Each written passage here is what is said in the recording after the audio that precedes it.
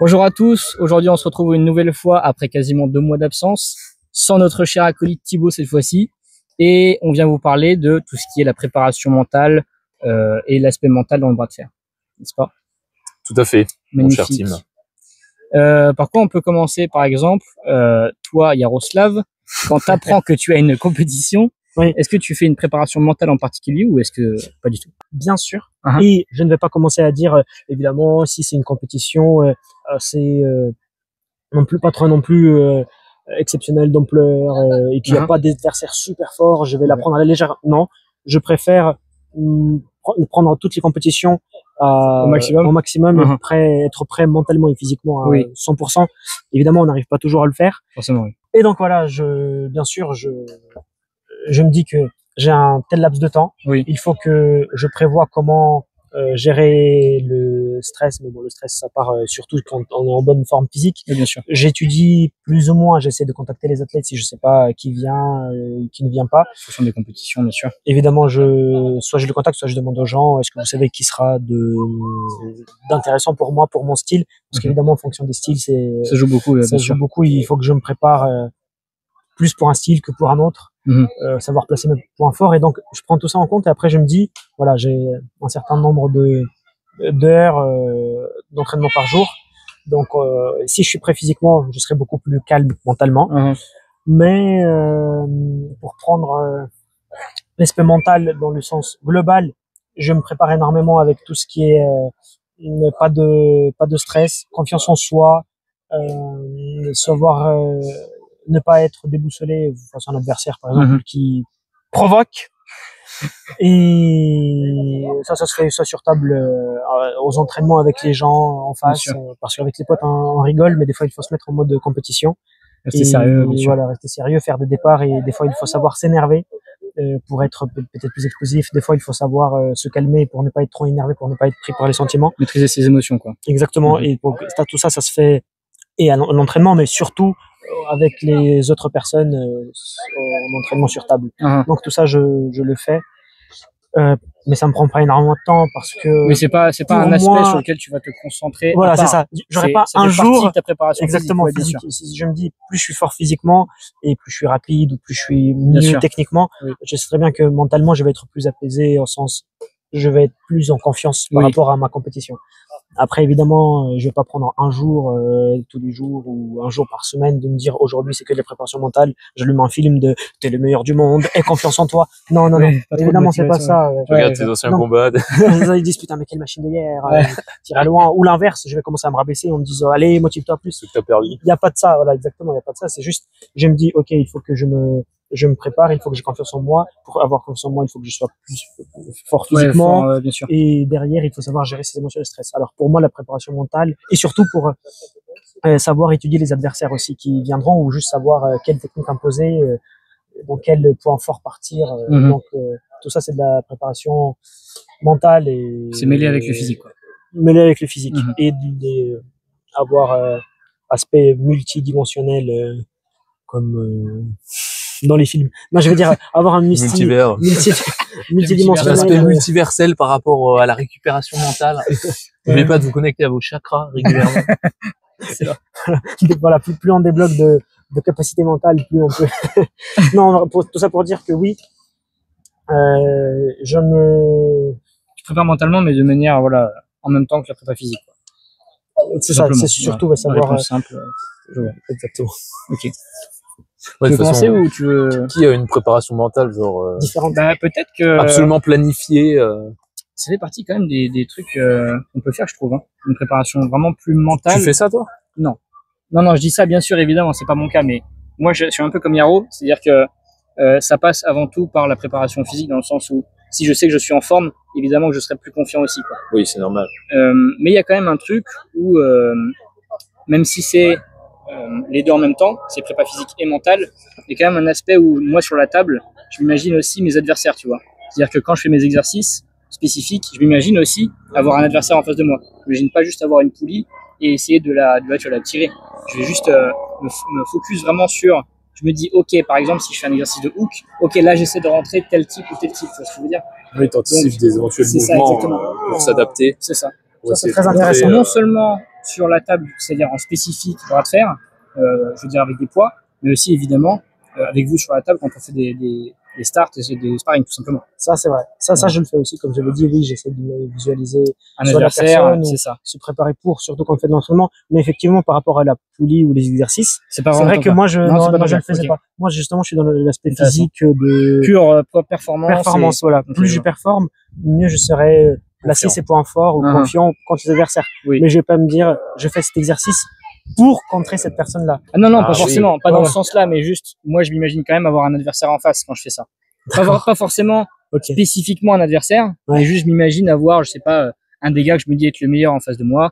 Et tu vois. Ouais, c'est ça, c'est un adversaire que ce que tu es en train de faire, bah, il peut le contrer très bien. Et du coup, vu que c'est le plus fort dans contrer ta technique, tu essaies de l'imaginer en disant, bah là, il fait ça, je vais essayer de l'avoir comme ça. Je sais pas si c'est le cas de beaucoup de gens, mais. C'est pas forcément que face à lui, mais vu que c'est lui qui pose peut-être le plus de difficultés, bah, tu vas s'imaginer. Vraiment qui t'impressionne le plus, bien sûr.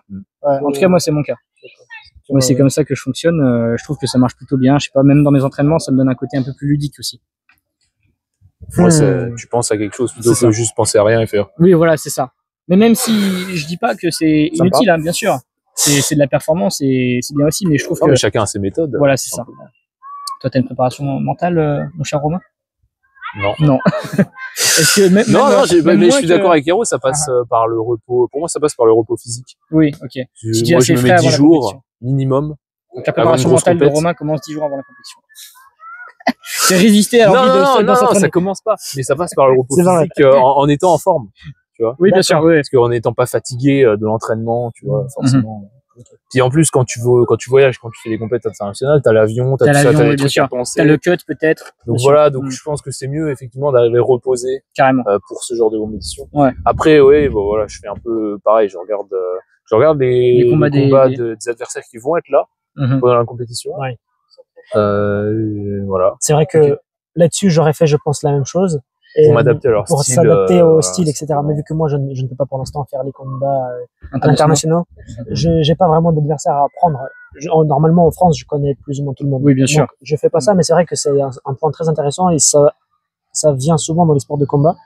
Et c'est peut-être un truc aussi à exploiter plus, c'est-à-dire à connaître parfaitement. On ne arrivera jamais, on n'arrive même pas à connaître parfaitement nous-mêmes. Les adversaires évoluent aussi. Non, bien sûr, oui. Regardez les styles adversaires et s'adapter par rapport à ne pas aller à l'aveugle aux Europes en disant je pense que je suis fort. Alors non. Ouais, je fais toujours la même chose. Voilà, dans ta catégorie, par exemple, tu sais que tu as des gros leviers, t'es grand, t'as une catégorie assez légère, tu sais que t'as l'avantage par rapport à ça. Donc comment essayer de contrer les gens. C'est quelqu'un qui est un peu comme moi. Exactement. Et ça se fait pas. Forcément le style opposé. Ça se fait pas 30 secondes avant le combat quand tu commences à gripper. Et là, c'est peut-être trop tard de changer quoi que ce soit. D'habitude, c'est ce que disent souvent. Je pense que ça dépend de la vision des gens aussi. Mais il faut visualiser avant pour être. Il y a l'instinct où tu sens qu'il y a quelque chose qui va pas. Et il y a après, il faut être préparé à toutes les situations. Tu connais très bien le type. Moi, plusieurs fois, ça m'a porté un peu préjudice. Donc, c'est pour ça que je suis assez d'accord avec les jeunes actuellement qui font des prépas, peut-être qui sont coachés par les coachs, surtout de l'Europe de l'Est, quand ils disent, quand je te dis de faire quelque chose, tu vas jusqu'au bout. Voilà, tu essaies de respecter. Si jamais ça marche pas, tu pars au strap et après tu adaptes ta technique. Mais au début, par rapport à ce qu'on a analysé en vidéo face à cet adversaire, ou même sans connaître l'adversaire, tu n'as pas commencé à te dire au grip il a des doigts faibles, donc je vais essayer de top-pull alors que je suis un hooker. Essaye de faire quand même ce que tu sais faire de mieux, ou alors ce que tu as décidé auparavant, et après tu vas t'adapter face à... Je pense que ça vient avec l'expérience, mais c'est vrai que pour peut-être moins, allez, je sais pas, moins de 2 ans. Mais là on parle des vrais novices, alors que nous on est déjà assez expérimentés et on essaie de promulguer le bras de fer vers les les meilleurs du monde. Je pense que le mieux c'est de faire d'avoir sa technique principale, quoi. Et puis après, quand tu prends l'expérience, de pouvoir s'adapter en fonction de chaque adversaire. Mais au début, c'est compliqué. À quel point tu es polyvalent. Ouais, ça dépend de ta morphologie, de ton cas aussi, forcément. Tout honnêtement, si t'es polyvalent de base, un point fort qu'on va essayer d'imposer. Ouais. Donc commencer à changer sur table 30 secondes avant, ça peut te déboussoler. Ouais, voilà. C'est ce que je dis, c'est surtout quand tu manques d'expérience. Ouais, bien sûr. Bon, après, ça peut peut-être arriver même après. Oui, dans tous les cas, les erreurs, ça arrive, bien sûr.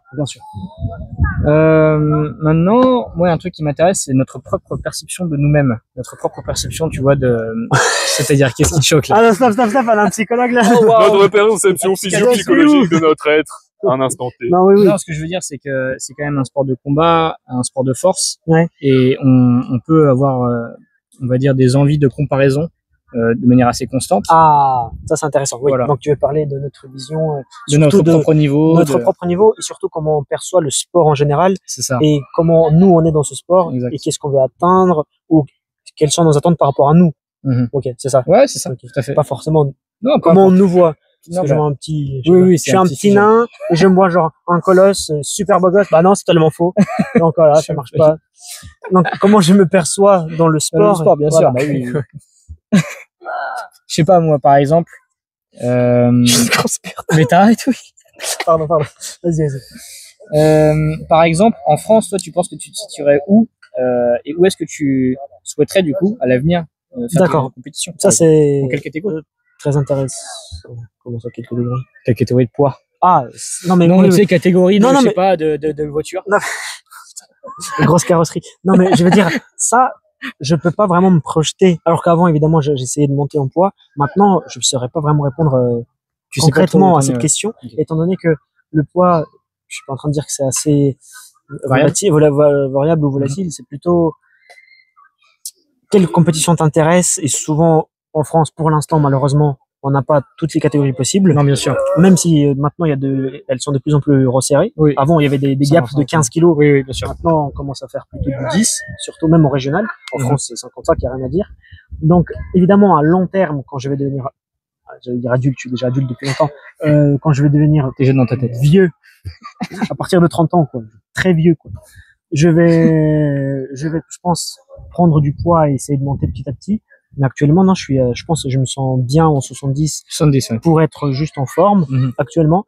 Si jamais c'est une compétition assez importante, si jamais c'est potentiellement en 65, si c'est une compétition très importante, si je dois représenter par exemple la France, par exemple, exactement. Et là, je me dis, je vais essayer de faire tout mon possible pour avoir ce rapport poids-puissance le meilleur, le plus optimisé possible. Exactement. Et de l'autre côté, il y a des compétitions où ça commence à moins de 115. Comme par exemple la Suisse qui arrive. Et là, j'ai pas trop le choix, du coup, je vais essayer de prendre du poids. Et c'est toujours en fonction de ce genre-là. Ça commence en moins de 115. Oui, il n'y a pas moins. 75. C'est la... en moins de 75. 75. C'est la deuxième fois personne. C'est la deuxième personne qui me fait la remarque. Je pense que je parle vite. Mais moi, ça m'arrive. Bah, le 75, 115, tu vois, il est un peu tricky. D'accord, pardon. Donc, non, ça commence en moins de 75, donc j'ai pas trop le choix, alors que, je suis un peu plus léger que ça, actuellement. Moi, j'aimerais bien être aussi lourd que toi, rien que pour ça, du coup. Parce que moi, les 75, en fait, ça me paraît genre tellement loin. T'es aux années-lumière, en fait. Oui, c'est ça. Donc t'as beau à manger. Participer à ce genre de compétition, pour moi, mais c'est genre jamais de la vie, quoi. Tu vois ce que je veux dire? C'est tellement loin que je me dis même pas, ouais, c'est peut-être intéressant pour l'expérience. Genre, les types seront tellement déjà plus expérimentés, plus forts et plus lourds. Je veux dire, c'est des compétitions qui, pour moi, même dans 10 ans, je ne vois pas les faire. Oui, non, là-dessus, je peux comprendre. J'avoue, 65, 70, ça peut être très intéressant, voilà, pour toi. Surtout si tu fais pas de cut. Et surtout si c'est des Open nationaux. Parce que là, on parle quand même de compétition du coup internationale. C'est vrai. Là-dessus, oui, je te rejoins. Est-ce que vous voulez que je rebondisse directement comment je vois le sport en manière générale? Quelles sont mes limites à atteindre? Recentrer sur la question initiale, c'est-à-dire toi, comment tu te perçois dans le sport. Voilà, c'est ça. Donc voilà. Donc, étant donné que, mais je vais commencer de loin, mais ça ira très vite. C'est vrai que moi, étant donné que j'ai commencé ce sport et j'ai envie de le pratiquer à haut niveau, c'est parce que j'ai une vision globale du sport. Quand tu le pratiques, c'est pour aller le plus loin possible. Oui. C'est pas courir, voilà, exactement. C'est pour faire de la compétition et pas pour faire de la compétition pour me dire je fais de la compétition et c'est marrant de me comparer aux autres. Non, si je me compare aux autres, c'est parce que j'ai envie d'avoir une place dans la société, avoir une place dans ce système de sport, avoir une place assez importante, élevée et être parmi les meilleurs dans un domaine que je pratique. Ça commence, je pense, pour moi, ça commence dès le plus jeune âge. C'est peut-être pas forcément une bonne chose pour certains. Ça dépend de la perception. Quoi? Ouais. Non, je veux dire, c'est souvent mal perçu, surtout pour la génération d'aujourd'hui, de vouloir exceller, de vouloir se comparer aux autres et se dire. C'est vrai que pour les plus jeunes, ça peut être frustrant, mais je pense que quand tu prends assez de maturité et avec de l'âge, tu comprends que c'est très important, rien que pour la motivation personnelle. Bien sûr. Et donc, quand j'ai commencé, je me suis dit, j'ai essayé plusieurs sports avant, mais de manière plus ou moins compétitive ou un peu de loisir. Mais quand je suis tombé sur celui-là, j'ai compris que ça me plaît de le faire et j'ai compris que je peux aller loin. parce que j'ai quelques, on va dire, pas de prédisposition génétique. J'irai pas jusque-là. J'irai pas jusque-là étant donné qu'on saura pas vraiment. C'est juste que, en commençant ce sport, j'ai senti que je suis pas nul.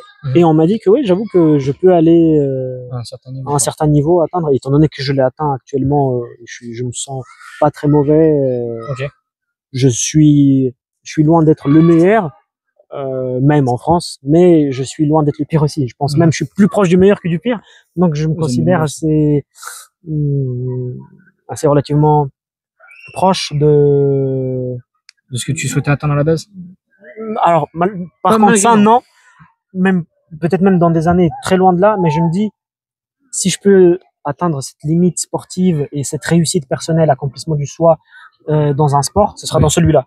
Et donc, j'aimerais vraiment aller sur, peut-être pas toute ma vie, mais essayer d'aller le plus loin possible sur un long terme. Et cette vision d'accomplissement, de réussite, j'aimerais vraiment l'inculquer aux autres. Voilà, exactement. Que ce soit pour mes enfants, que ce soit pour mes proches. J'aimerais expliquer que si tu as la capacité de le faire, d'aller quelque part, d'atteindre quelque chose, si fais-le parce que tu n'auras peut-être pas de deuxième chance, parce que ça fait toujours du bien de se dire, je suis peut-être pas exceptionnel ou unique, mais je me démarque quand même. J'ai atteint quelque chose, j'ai accompli je sais pas, souvent les gens veulent faire des études ou dire, ah, t'as vu, je suis très fort, j'ai réussi à atteindre un palier assez élevé. Bravo, si tu l'as fait, c'est un accomplissement. Mais dire que tu es exceptionnel, il y en a des milliers comme toi. Alors que moi, peut-être, j'aimerais exceller dans mon sport pour me dire, pas pour se vanter et dire, vous avez vu, je suis l'un des seuls en France. Pas du tout, mais je me dis, mais j'ai quand même atteint quelque chose qui n'est pas facilement atteignable. Ça fait tant mieux, quoi. Voilà, j'ai vraiment essayé de faire mon mieux, j'ai réussi, et je me dis que... Pour atteindre vraiment une minorité de personnes, quoi. Oui. Oui. Atteindre ce que peu de gens peuvent atteindre, finalement. Il y a un peu de ça. Il y a un peu de ça, mais c'est surtout parce que les gens sont flemmards et ils n'arrivent pas à atteindre un certain nombre de choses par la flemmardise. Et donc, c'est vrai que ça aussi, ça me dit que ça veut dire que je suis discipliné. C'est ça, ouais, voilà. J'ai un certain bonne mentalité, exactement. Je vois. Ok. Intéressant. Que dire honnêtement, comment je me perçois moi-même dans le sport, par exemple. Je pense que c'est un peu une question particulière pour les poids légers, parce que les poids très légers, du coup, comme moi, on a tendance au sparring, du coup, à être rarement les plus forts. Oui. Non, mais t'inquiète, on va y venir. Non, mais oui. Je ne parlerai pas. Jamais. Non, je vois totalement ce que tu veux dire. Moi, et surtout quand j'ai démarré, c'est-à-dire que moi, quand j'ai démarré, même le type qui perdait tout le temps dans le club, et ben, il me défonçait, mais tellement d'une marge, voilà, c'était abusé, quoi. C'était impressionnant. Donc l'ego est très vite, voilà, je veux dire, c'est très humiliant, mais dans le sens humble. C'est-à-dire, ça se dit pas, je pense, il y a pas de, c'est humiliant, c'est lié à l'humilité, non? C'est ça? Ouais. Oui. Ce que je veux dire, c'est que ça te rend humble, tu vois. Ouais, c'est pas humiliant dans le sens où ça te ramène humilié. Ok, non, oui, tu deviens humble. Ouais, ça te ramène sur terre, en fait. C'est ça, si t'avais une certaine image de soi, en fait, ça te clarifie, en fait. Exactement. Tu dis, tu vois, ton HD là, en fait, c'est 144p. Mais c'est exactement ce qui s'est passé, en fait. C'est-à-dire que moi, je faisais des exercices un petit peu avant de commencer les sparring, et je me disais, mais en fait, je suis super fort. Et je suis arrivé, en fait, j'ai tout de suite compris que c'était tellement pas ça. C'est pas du tout ça. Et ce qui est intéressant, c'est que je pense que nous, étant donné qu'on est dans les poids moyens ou dans les poids lourds, c'est encore plus facile. Oui. On voit assez vite la progression. Ouais. Toi, je pense que tu avais beau à progresser, tu resterais quand même assez loin. En fait, c'est ça le problème, c'est que même si je progresse, etc., sur mes exercices et en force, la marge que je dois dire franchir, elle est grande. Elle est relativement loin. C'est ça. Par rapport à ce que nous, on peut, à la limite, on peut avec d'entraînement, quelques mois après, on peut battre des potes. Exactement. Même des semaines d'entraînement, tu te dis, avec quelqu'un que je galérais, j'arrive plus à le tenir, ou ça se trouve, je le bats. Alors qu'un poids très léger, c'est beaucoup plus compliqué d'avoir un 55, c'est ça. La marge de manœuvre est vachement réduite. Exactement, c'est ça. C'est limite physique, simplement. Et j'ai un petit peu ce truc de me dire, ouais, mais non, mais ça, c'est des excuses, mais en vérité, tu peux pas zapper ça, quoi. Non. Je veux dire, il y a le côté mental où t'es toujours motivé à aller plus loin, et il y a la vérité de, ouais, mais mec, t'es très très léger quand même, donc au bout d'un moment, t'as quand même une limite, quoi. D'accord. Donc, et du coup, pour rebondir là-dessus, est-ce que ça a joué sur l'aspect mental de comment tu te perçois? Tu as dit mais oui, bien sûr. Mais aussi, moi, par exemple, est-ce que ça te pousse à aller plus loin encore? Est-ce que ça te motive plus ou ça te démotive plus? Je trouve que il y a ces deux aspects-là. C'est-à-dire que, moi, quand j'ai fait les premiers France, vu que en fait ça ne se passait pas du tout bien au club, je me disais mais en fait je vais me faire défoncer. Et finalement ça s'est pas si mal passé que ça, parce que du coup j'ai pu me confronter à des gens de ma catégorie. J'ai fait 4e lors de mon premier championnat, donc je trouvais que c'était déjà pas mal. Et j'étais surpris même de voir à quel point, tu vois, j'avais pu me sentir à l'aise face à des adversaires, tu vois. D'accord. Donc c'est exactement ça, t'as répondu, mais sur la question de ce qui t'a permis de te motiver plus, c'est d'affronter les gens de ton poids. C'est un peu frustrant d'affronter des gens qui sont plus lourds. Donc ça te motivait plus ça te motivait plus. C'est une bonne question. Voilà, c'est ça que je voulais savoir. Honnêtement, je pense que ça peut être plus démotivant.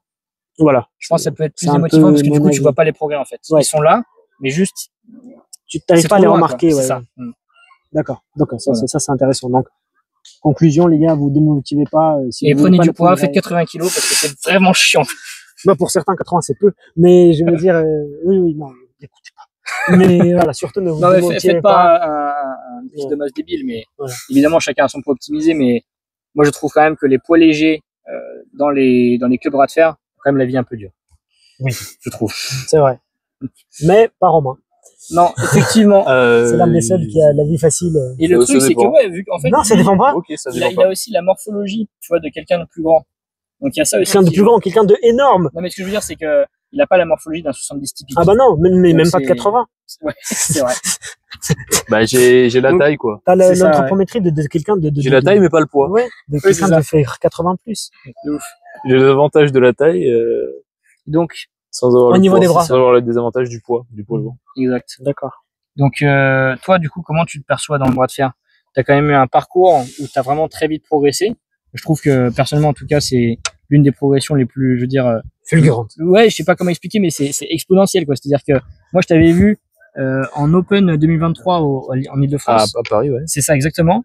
Et je me souviens qu'on avait eu un combat serré. Et après, je te vois en France, tu bats une fois Valentin Ziegler, et je me suis dit, mais ouais. Ah oui, c'est vrai. Type, oui. Et tout comme moi, on a commencé au Paris Bras de Fer. On se croisait assez rarement. Et j'avais vu que t'as beaucoup de potentiel, mais que je te battais. Quand même, ouais. Je te battais peut-être pas très à l'aise, mais je sentais que j'avais de la marge. Quelques mois après, tu me faisais beaucoup galérer, mais je te battais, même avec mon bras faible, entre guillemets. Tu pars en Chine, 5 mois. Ah oui. Et tu reviens. Il revient, je ne peux pas le bouger des 2 bras. Et ça m'a un peu remis les pieds sur terre, comme tu dis, et m'a rendu humble. Donc, oui. Mais ça remotive. Ça m'a plus motivé. Le voir revenir plus fort, beaucoup plus fort que moi, alors qu'il est resté quasiment au même poids. Et voir que quelqu'un pouvait progresser super vite et a des capacités, que ce soit génétiques ou physiques, de progresser. Je me dis, peut-être pas tout le monde a ça, et peut-être pas moi, mais en tout cas, je vais faire encore plus. Je vais fournir plus d'efforts pour essayer d'atteindre encore plus, etc. Donc, ça m'a plus motivé que démotivé. Me voir battre par les personnes que j'avais battues avant. Ouais, bien sûr. C'est rageant, mais c'est plus motivant que démotivant. Carrément. Ça rajoute du défi. Donc, merci d'être revenu en France. Voilà. Et en plus, comme ça, on peut s'entraîner souvent ensemble. On est très content pour ton ascension sur le Mont Blanc de français. Putain, parce que je suis fort dans les les métaphores. Les expressions. Mais c'est vrai que moi, du coup, j'ai plutôt la vision inverse. C'est-à-dire que j'ai commencé, du coup, il y a pas très longtemps. Bon, ça va faire 2 ans bientôt. C'est ça. Ça reste quand même extrêmement récent. 12, ouais. Et en fait, 11 et demi, un peu plus. Ouais, truc dans le genre. 2, tu veux dire? 2? Non, mais 2? Lui, il a dit 2. Ah, 2 ans. T'as que 12. Et du coup, qu'est-ce que je veux dire? Je t'ai fait perdre le fil, désolé. Au début, c'est vrai que j'avais beaucoup de mal. C'est normal, hein. Oui, bien sûr, t'as commencé. Technique, tout ça. Oui. Et je me faisais battre, par beaucoup de gens. Et au final, très vite, en fait, j'ai arrivé à battre des gens qui me battaient juste avant. Oui, c'est ça. Ouais. Et du coup, j'avais un peu ce réconfort-là, pendant longtemps, d'ailleurs, même jusqu'à aujourd'hui. Oui. Parce que je continue à progresser, un peu de progresser. Et au final, j'ai pas trop de comment dire, mentalement, de désagrément. Oui, je vois. Oui. T'as pas cette frustration. Voilà, exactement. J'ai pas de frustration. Puisque la progression est linéaire. Ouais, c'est ça. Je ne descends pas. Ouais, t'es toujours constant dans ta progression. Je suis toujours constant, je ne descends pas. Ouais. La pente est constante. Ouais, je vois. Très intéressant. Et donc, pour le moment, j'ai pas encore trop de frustration. Peut-être que ça va arriver, ça va sûrement arriver. Ouais. Je vais sûrement stagner à un moment. Après, tu vas te doper. Dans ma progression. Après, je vais non. Non, je pense pas. Je pense. Non. Intéressant. Sujet ouvert, faudra en parler. Vu qu'on est tous dans la FF Force, on va jamais le faire. C'est ça, c'est trop. Non, mais de toute façon, si je veux continuer à faire. Non, c'est pas tabou. On va jamais le faire. On sera clean tout le temps. Non, moi, je pense que je le ferai pas. D'accord. Voilà, c'est ça n'engage à rien. Voilà. Oui, c'est vrai. Non, mais c'est vrai que... Ça, je trouve ça dommage, pour quelqu'un qui a de la génétique pour. Bon. Bon, tu ne dois pas, bah tant voilà, pis. bah tant pis. Il y en aura d'autres qui vont le faire. Allez, hop, suivant. Allez, laisse te parler, le pauvre. Vas-y. Ouais, c'est bon. non, pardon, vas-y. Pour recentrer la question, toi, comment tu te perçois du coup en général? Est-ce que ton niveau te convient? Est-ce que du coup, vu ce que tu m'as dit, je pense que oui. Oui, pour le moment, oui, je progresse assez vite. Je continue de progresser d'ailleurs. Oui. C'est vrai que je me suis dit à un moment, je me suis dit, je vais commencer à stagner. Et au final, non. Grâce à mes expériences, j'ai été en Chine, j'ai trouvé un club très près de là où j'étais. C'était vraiment coïncidence, mais oui, ça c'est ça. Un pourcentage archi faible. Et ça m'a permis de progresser énormément. J'avais un coach qui était hooker, donc voilà, j'ai appris énormément. Je faisais du top roll, j'ai appris plus d'intérieur. Et donc vraiment, c'est ça aussi. Même en termes de style, au début, je me souviens la première compétition que t'as fait, on te voyait beaucoup faire c'était limite un hook qui est flexion. Et après, on t'a vu, mais totalement changer de style, quoi. Ouais. Il y a un top roll vraiment bas comme ça, enfin. Mais ma première compétition, je n'avais eu aucun entraînement. Oui, c'est ça. C'est-à-dire que, comment dire, j'avais fait il y a un truc à Décathlon, là. Ouais, c'est ça. Une démonstration avec Raph et Hack. Et en fait, j'ai juste essayé, ils m'ont dit, oh, t'es fort, tu viens à la compète la semaine prochaine? Ah, c'était la semaine d'après? Ouais, c'était la semaine d'après. J'ai dit, ok. Tu vois, je me suis inscrit chez Premier Licence, je suis arrivé, et donc là, t'as rencontré t'es facilement influençable. Et donc du coup forcément j'avais rien, j'avais aucune connaissance, mais zéro. Je ne connaissais même pas les règles d'arbitrage. Oui.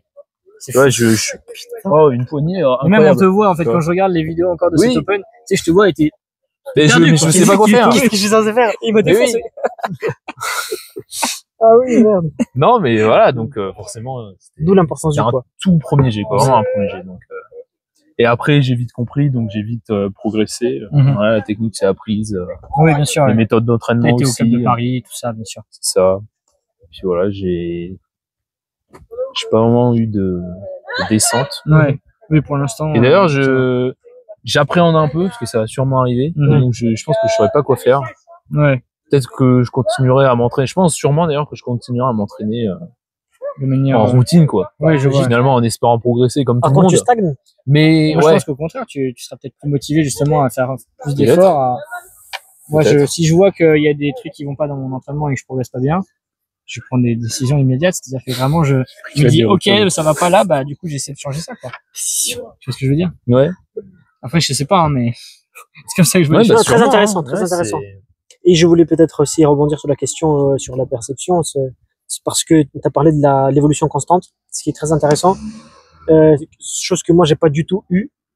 Alors déjà parce que j'étais biaisé par rapport à la progression, parce que je sors d'un autre sport ou plusieurs d'autres sports qui nécessitent force athlétique, mais tout ce qui est lié avec la force physique.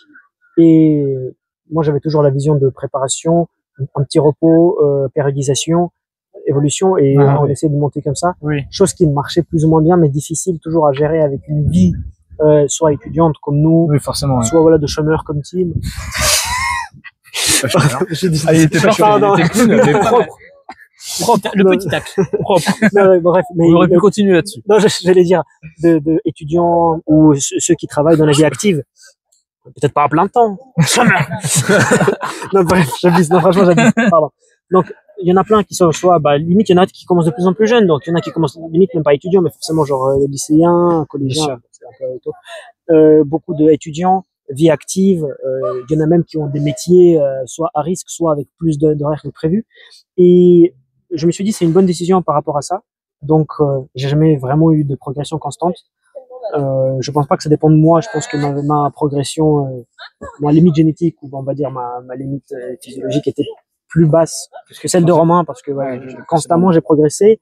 Et après, au bout d'un moment, j'ai dû varier là-dessus. Et je voulais rebondir sur la question de est-ce que tu es satisfait de ce que tu as pu faire pendant tout ce temps que tu fais du bras de fer? Parce que moi, j'ai ma réponse et c'est non. Si j'avais pu revenir il y a 5 ans en arrière quand j'ai commencé et me dire je vais faire du bras de fer avec mes connaissances, je me dire putain, mais en fait je me suis, pour parler vulgairement, la moitié de temps je me suis branlé, et c'est horrible de dire ça. C'est que avec du recul, je me dis, je commence dans l'âge de sport, je commence à vieillir. Peut-être pas dans le bras de fer. Évidemment, on est plus un sport avec des tendons, ligamenteux, expérience, explosivité.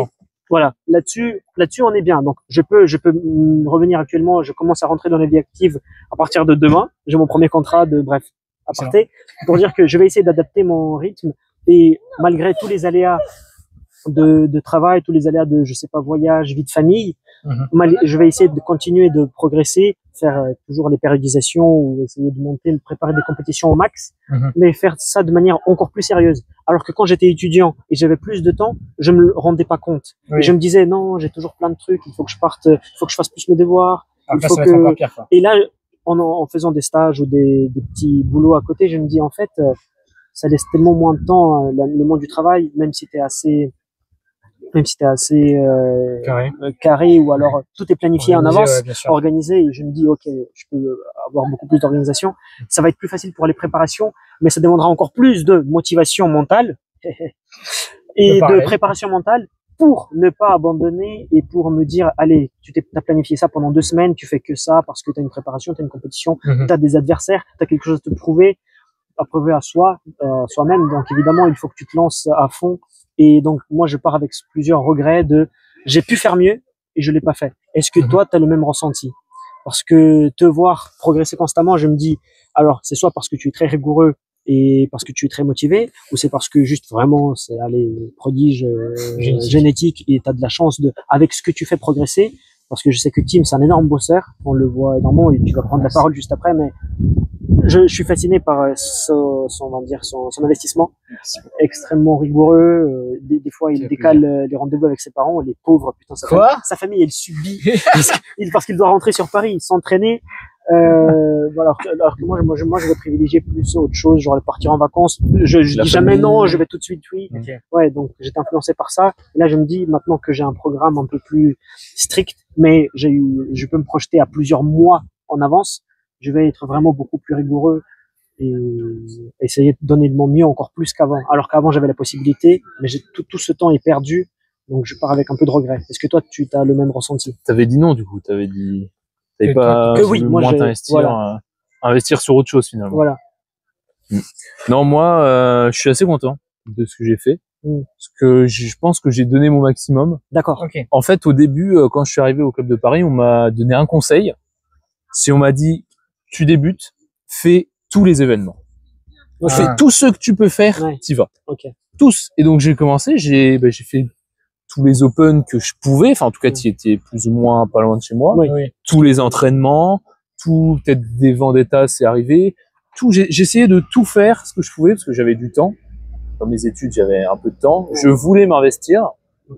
Forcément, c'est au sacrifice d'autres choses, mais j'avais du temps. Donc, au final, bien sûr. Ça m'a passé.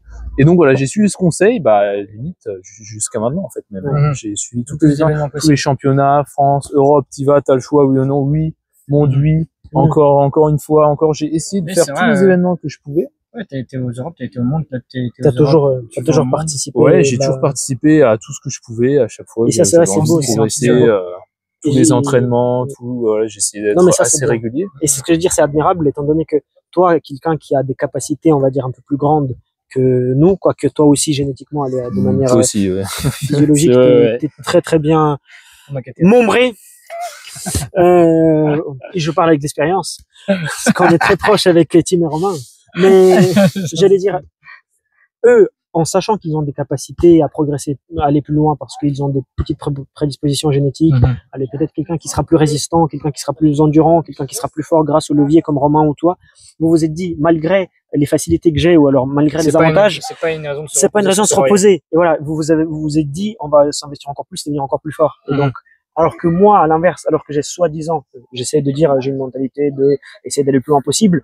Moi, sachant que j'ai pas vraiment de prédisposition et pas les mêmes, disons. Pas les mêmes, morphologiques.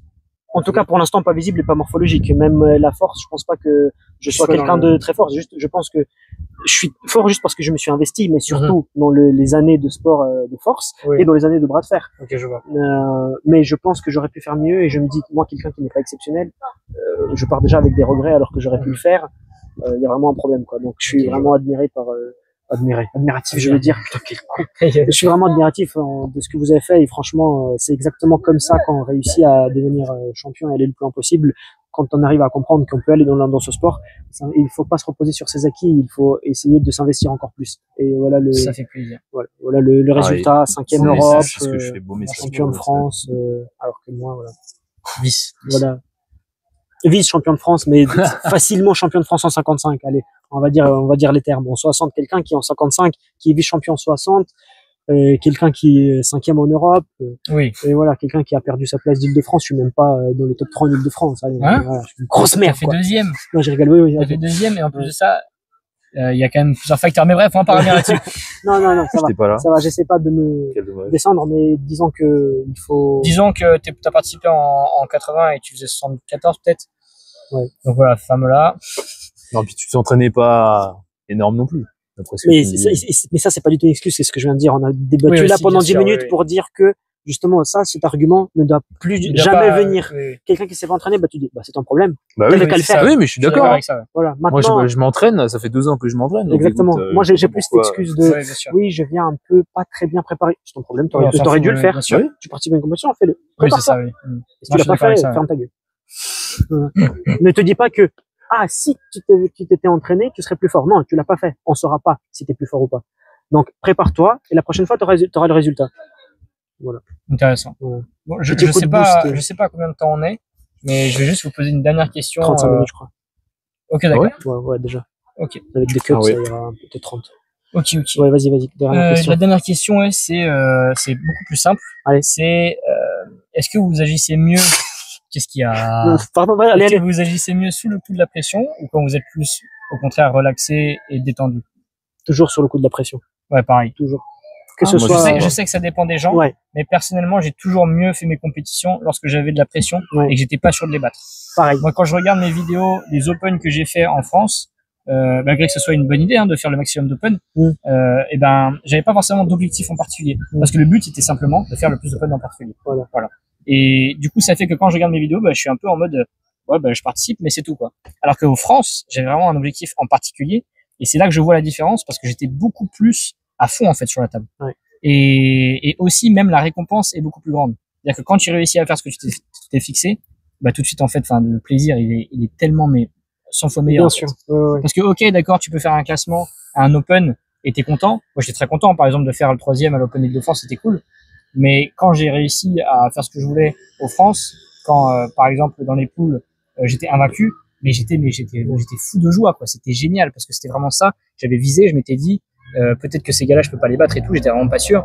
Et quand je les ai battus, cet objectif était tellement grand pour moi, j'étais pas certain du tout. Exactement. Le petit biais psychologique de se fixer des objectifs et de les atteindre. C'est ça. Et des objectifs que t'es pas sûr d'atteindre. Exactement. C'est surtout ça parce qu'il y a une petite prise de risque, tu vois.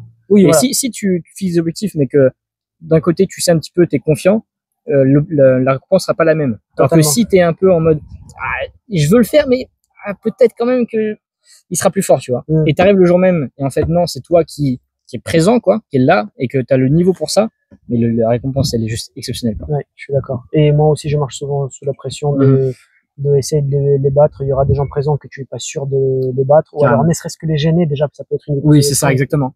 Quand t'es comme une victoire, je pense que ça vient aussi du temps je sais pas, quand on est des petits, quand on nous dit de faire les devoirs, tu les fais pas le jour où on te l'a donné. On essaie tous de décaler le lendemain. Pas tous. Et du coup, il y en a le qui soir même, la veille avant. Ça marche pas avec la préparation physique. Tu peux pas, je sais pas, glander pendant 3 mois et après rattraper les 3 mois d'entraînement une seule soirée. Tu seras pas plus fort. Non, tu seras même très très faible.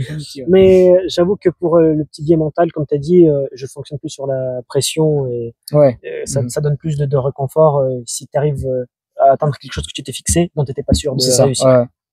Mais c'est peut-être pas le cas pour tout le monde. Peut-être toi, Romain, ingénieur en aérospatial, dites-nous votre avis. Moi, non, pas forcément. Je pense que je suis mieux en étant détendu. Après, je pense que c'est aussi une histoire de jugement. C'est-à-dire que trop de pression, trop de stress. Trop de stress, je suis d'accord. Oui, bien sûr, ça peut être compliqué. Moi, je sais que niquer même un peu. Donc, ça m'a un peu porté défaut. Trop de stress. Sur le moment de la compétition, oui, tu es un peu déboussolé. Ouais, t'es un peu déboussolé, et t'arrives sur la table, tu fais pas trop ce que t'avais dit de faire. Ouais, c'est ça, ou même t'es pas à l'aise. Trop de stress, t'es pas à l'aise. Et au final, je pense que je suis mieux détendu. Ok. Quand j'arrive, je suis bien, j'ai mes esprits, quoi, tu vois. Oui, c'est ça, ouais. T'es 100% focus. Même s'il y a forcément un petit peu. Oui, forcément. T'arrives pas. Voilà. T'as forcément un peu. Mais détendu, confiant. Ouais. Tu sais ce que t'as à faire, quoi. Pas tout stressé. Qu'est-ce que je fais, tu vois. Tu dois pas te merde, dire, sa main, elle est dure. Putain, tu dois pas te dire à 100%, genre, mais merde, il faut absolument que je le batte, sinon je sais pas ce que je vais faire avec moi, je vais me suicider. Il faut juste que tu te dises, je connais mes capacités, je vais essayer de donner mon meilleur, le meilleur de moi-même, mais ça sert à rien de stresser, sinon ça va te demander. Ok, intéressant. Je trouve ça intéressant ce que tu abordes là, parce que ça me fait penser à un sujet en fait où je trouve que des fois on essaie de se donner vraiment à 200%, alors que faire juste ce que tu as pratiqué pendant ta préparation, c'est suffisant. Ouais. Tu vois, peut-être que des fois tu vas essayer de faire trop que ce que tu peux déjà faire en fait. Moi, c'est ce que j'avais fait à mes premiers Europes. Il y a vraiment, je me mets dans des positions beaucoup trop ouvertes parce que je force beaucoup trop, et tu sais, j'exagère quoi, limite le mouvement. Mais fais juste ce que tu sais faire à la base et ça sera déjà très bien quoi. Je sais pas si vous êtes d'accord avec cet aspect-là, mais si. Moi, c'est ce que je fais. Oui, tu fais ce que tu fais, et ça marche très bien. Quoi. Ça marche très bien pour le moment. Donc, comme à l'entraînement. Voilà comment notre vision sur l'aspect mental, on va te faire. Il y avait d'autres peut-être sujets à aborder, mais je pense déjà qu'on a fait une bonne discussion assez complète. Donc voilà, j'espère que ça vous a plu, que c'était pertinent, que voilà, c'était peut-être drôle pas à certains moments et à une prochaine, on va espérer d'en faire d'autres en août. Dans un avenir avec proche, Thibaut peut-être. On verra. Espérons. Si il sera là. Oui. Voilà. Bon les gars, à plus tard. Je vous dis à bientôt. Merci. Ciao.